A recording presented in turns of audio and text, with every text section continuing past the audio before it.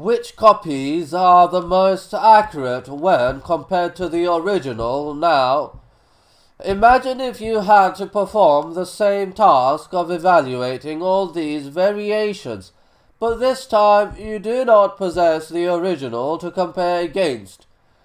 It would almost be impossible to determine their accuracy. This brings us to another major problem, which relying on physical manuscripts for the preservation of information over time.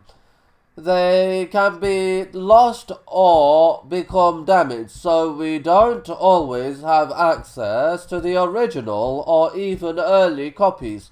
Therefore, we lose the ability to determine which of the copies we possess is the most accurate. Muslims believe God sent down the Quran to Muhammad and other revelation to other prophets. We believe in what was originally sent down to Moses and Jesus. For the sake of comparison, let's examine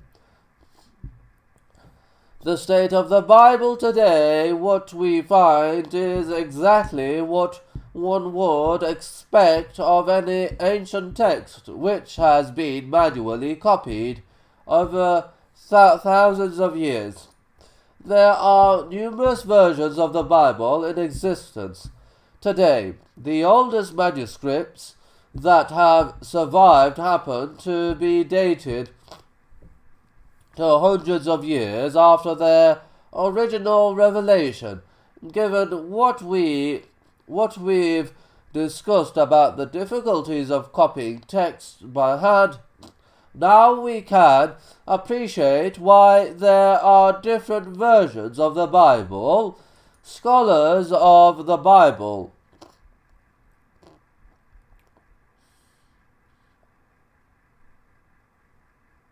different versions of the Bible. Scholars of the Bible, those who are experts in sifting through the huge number of variations that exist in the manuscript tradition, can't agree on which copies are the most accurate.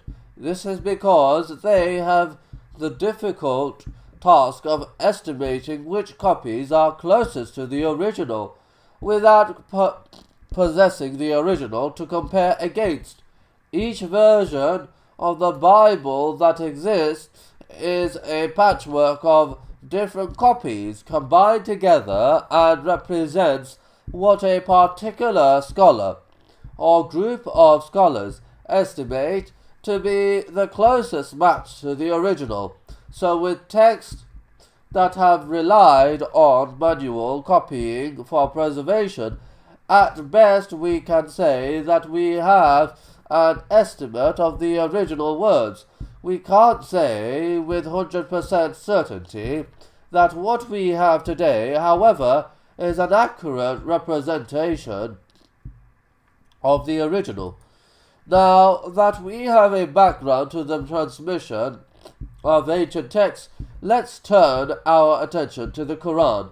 What about the Quran? Has its preservation also been compromised? The author of the Quran makes a bold claim. We have sent down the Quran ourselves, and we ourselves will guard it.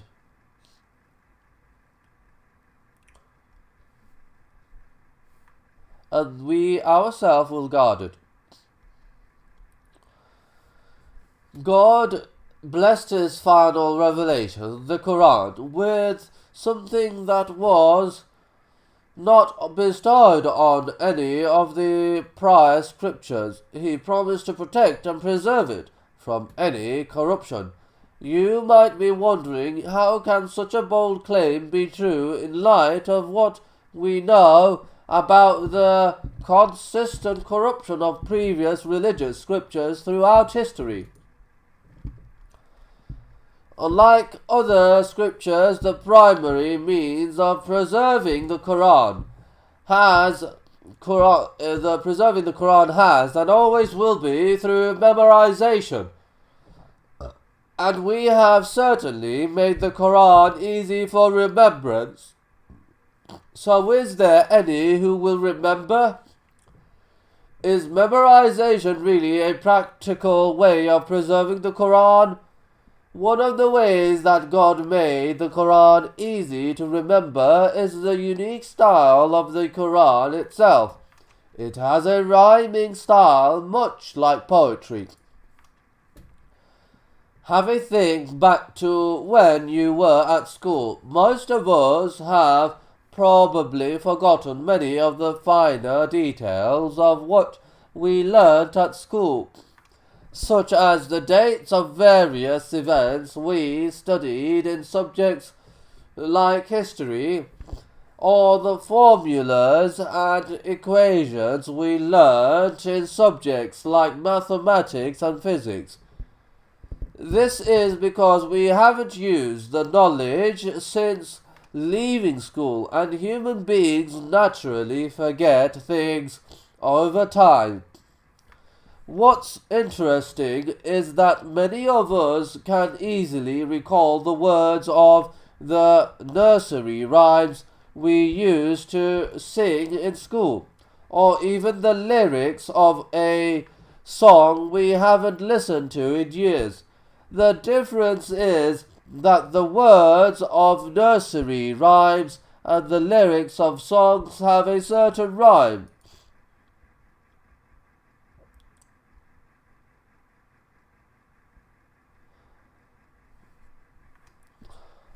And rhythm that allows us to easily recall the information even without making a conscious effort to remember it. Much in the same way, then, since the Quran rhymes like poetry and has a strong rhythm, it is easy to memorize. Prophet Muhammad was tasked by God with memorizing, transmitting, and explaining the verses of the Quran to the Muslims, as they were revealed from God to him through the angel Gabriel. Truly this Quran has been sent down by the Lord of the worlds. The trustworthy spirit angel Gabriel brought it down to your heart, Prophet.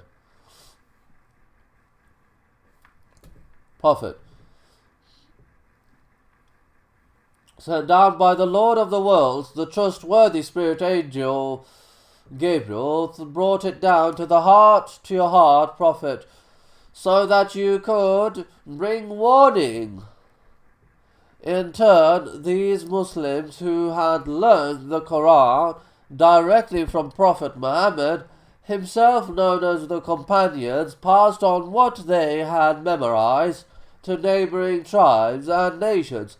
It must be noted that the Quran was revealed gradually to Prophet Muhammad over a period of 23 years. The disbelievers also say, why was the Quran not sent down to him all at once? We sent it in this way to strengthen your heart, Prophet. We gave it to you in gradual revelation. Gradual revelation was a wise way of facilitating the memorization of the Quran by the early Muslims at large.